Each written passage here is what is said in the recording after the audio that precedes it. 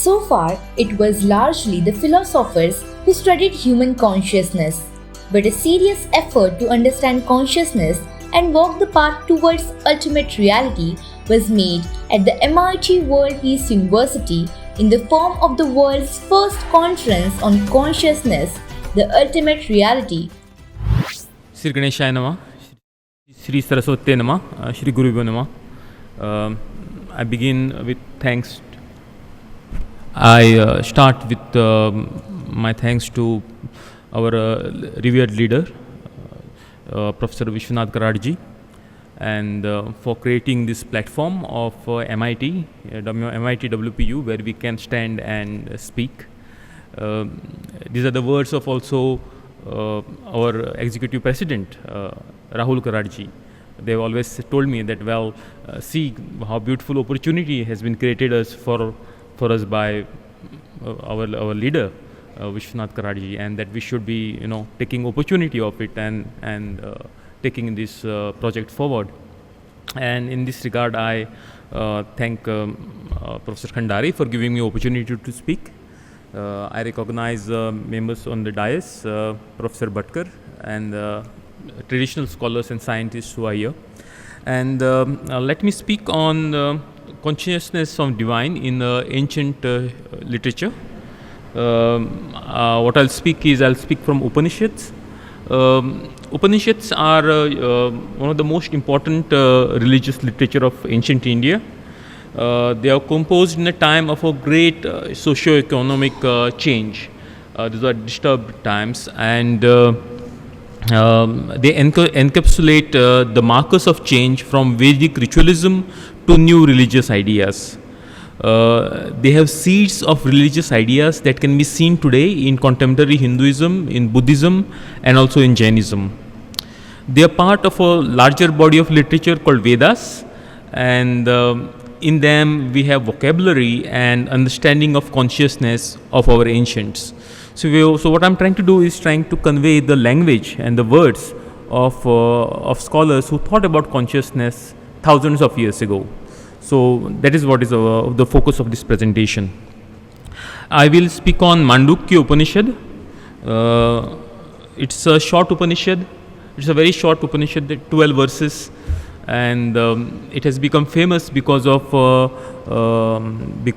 karika, or what you call a critique on this, written by Gaudpadacharya. It's called Gaudpad Karika. So because of this, this Upanishad is very famous.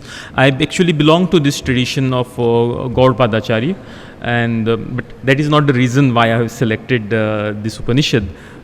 Also, I have not selected it because it is very short, but I hope I convey that.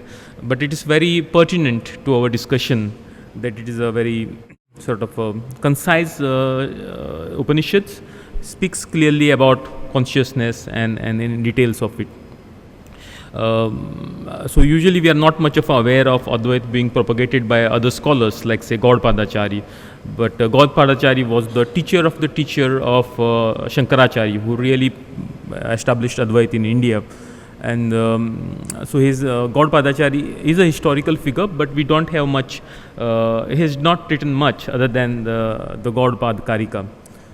So this is also another complete different tradition, and I so speak on the Mandukya Upanishad.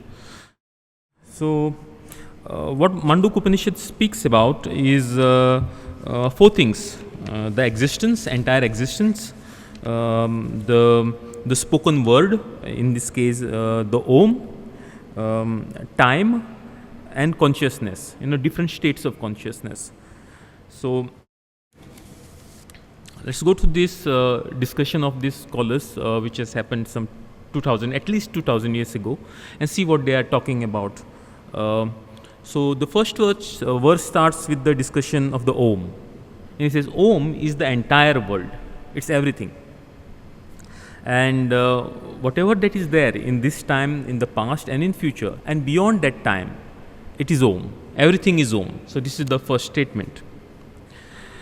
Second, it says that the Brahman is whole. The Brahman, in this case, when in the reference to this Upanishad, Brahman is consciousness, and that's what they're talking about. So the Brahman is the self, it is also the Atma, and it consists of four parts. It has four parts. So, and it describes the four states of consciousness.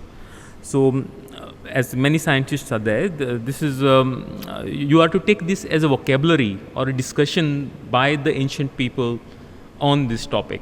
So, I am not proposing this as this is the truth, but let's start with open mind of what they are saying about the four parts of the consciousness. So, the first part of the consciousness is Vaishvanara. It's the universal one, and it is situated in the waking state, perceiving what is outside. It has 7 limbs and 19 mouths, and enjoying gross things. So it speaks of a part of consciousness that is present when we are all awake, and it observes this world, and it interacts with what is called stula, I think. Yeah. So the gross objects, whatever that are there. So this part of consciousness interacts with the stool objects, the material objects. The second part is called Tejas, and it is the brilliant part of the shining part of the consciousness. It becomes active in sleep, and it deals with the things which are inside. Again, it has this many limbs and this many 9 mouths, which I don't know what they are, but that's what they say, that it has 7 limbs and 19 mouths, and it enjoys the refined things. So the one part of the consciousness enjoys the material, the stula, and this one enjoys the what you call the much more refined things.